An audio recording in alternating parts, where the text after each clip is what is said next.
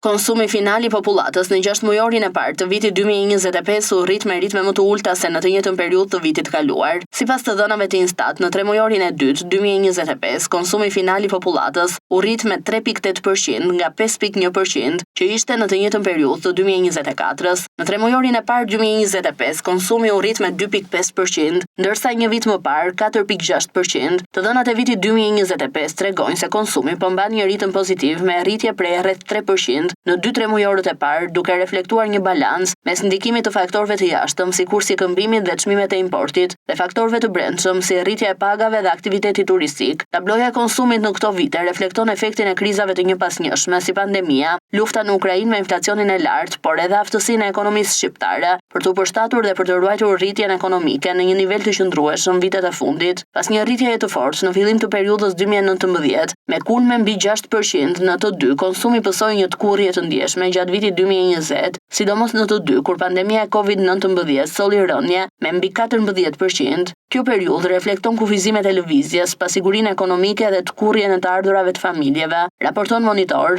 Në vijim, gjatë 2021 dhe 2022, konsumi final u ri më këmbë me ritme të forta, duke regjistruar norma rritjeje që në disa 3 mujor kapën mbi 7%. Rimëkëmbja erdhi me rritjen e remitancave, si dhe me një rritje të fortë të turizmit dhe shpenzimeve të brendshme pas kufizimeve të pandemisë. Në vitin 2023, ritmet e rritjes filluan të zbehen ndjeshëm, pavarësisht një performance pozitive, norma e rritjes zbriti në 1% në disa 3 mujor, si pasojë e rënjes së fuqisë blerëse nga inflacioni I lartë dhe shtrëngtimi I produkteve bazë. Gjatë vitit 2024 u vure një stabilizim me rritje 4%.